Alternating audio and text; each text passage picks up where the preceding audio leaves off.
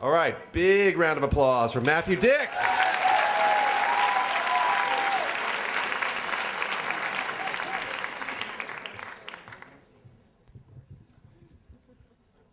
Okay.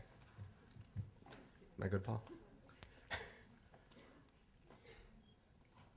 don't like to touch it, you know? You just don't mess with Paul's stuff. Thank you. When I was a little boy, the best way to get my father's attention was to put yourself in the most perilous position possible. My father was a cowboy. He was born 100 years too late. He was the kind of cowboy that makes John Wayne look like a hipster from Bushwick. He wore a hat and boots and a belt every day of his life. And we grew up in a horse farm, and my father's specialty was breaking horses that couldn't be broken. And so to get my father's attention, I would get on the most difficult horse in the stable and take it for a walk around the ring. I was 7 years old, and I was riding horses 3 times my size bareback to get my father's attention. And if the walk was going too easy, my father would whistle so the horse would break into a trot. We had a pony named Flicker, and it bit me in the stomach once. And I said, "Dad, Flicker has my stomach." And he looked and said, "It's just your coat." And because it was my dad, I grinned and bared it until Flicker finally let go, and I held up my shirt and showed him the welt. And I really don't think my father's ever been more proud of me than that moment. Now, the danger wasn't restricted just to the horses. Inside the house, we could do things as well. We played a game called Who Can Stay in the Dryer the Longest? My sister always won that game because she was the smallest and not claustrophobic. But if she stayed in too long, my father would turn it on and start sending her tumbling. My father would pay us to eat the salt pork and the baked beans, and the person who did it for the cheapest would win. My brother always won because he would do it for free. And my father would lie on the dining room table with his arms stretched out, and we would stand in his hands, and he would lift us up. And the person who could stay balanced the longest would win. If you were lucky when you fell, Dad would catch you. If you were unlucky, you'd hit the dining room table. And if you were really unlucky, you'd bounce off the dining room table and hit the floor. It sounds like negligent parenting even for the 1970s, but it was a great time in my life. And then one day my parents got divorced, just like that. And 14 seconds later, my mother remarried Neil, and I had a stepfather. And it was okay at first because my father was still in my life. He came on weekends and I would see him on holidays. But it became less and less. And after 1 year, I stopped seeing my father, and the horses were gone. And I had this man who I had to now impress, and he was not my father. He wore a white shirt and paisley ties. He was a psychiatric social worker.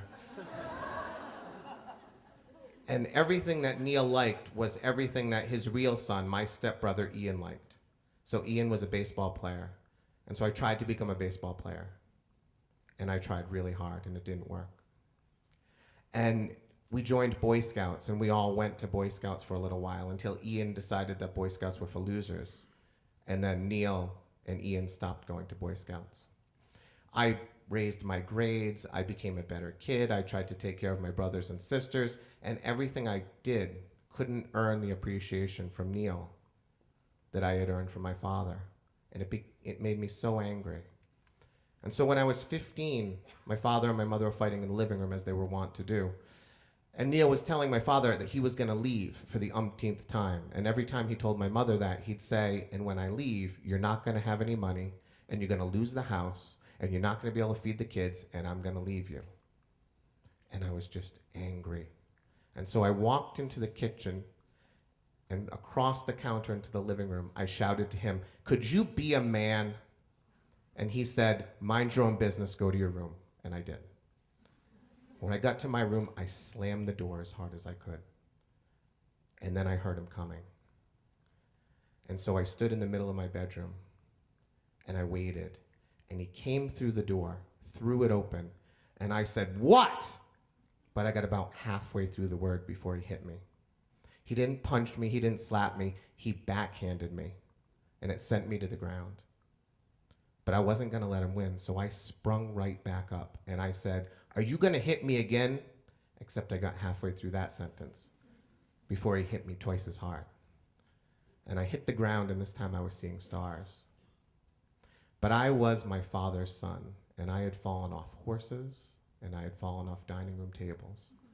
And I wasn't going to let him keep me on the ground. And so as I started to get up, he knew it. And so before I could get standing all the way again, he hit me a third time. And this time I wasn't getting up. And he stood over me and he said, "What?" And I didn't say anything. So he left.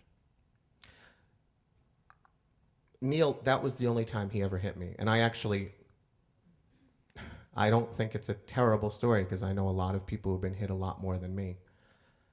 But as I was lying on the ground, I had that moment of sanity finally. First thought was, my father would be proud. He would be fucking proud of me if he was still in my life. Because I took 3 hits from my stepfather and tried to get up all 3 times. But the moment I really had was, I decided at that moment, at 15, that I was not going to try to win him over anymore. That I was not going to try to impress him. And I promised myself that I had 3 more years in that house.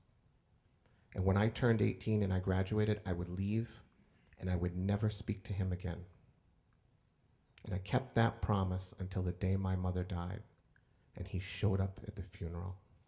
And I didn't see him in the line until he was standing right in front of me. And he reached out and he shook my hand and said, "I'm sorry to hear your mom passed away." And I was big enough to hit him that day.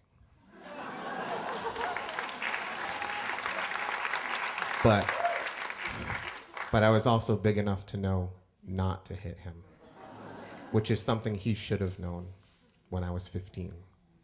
Thank you.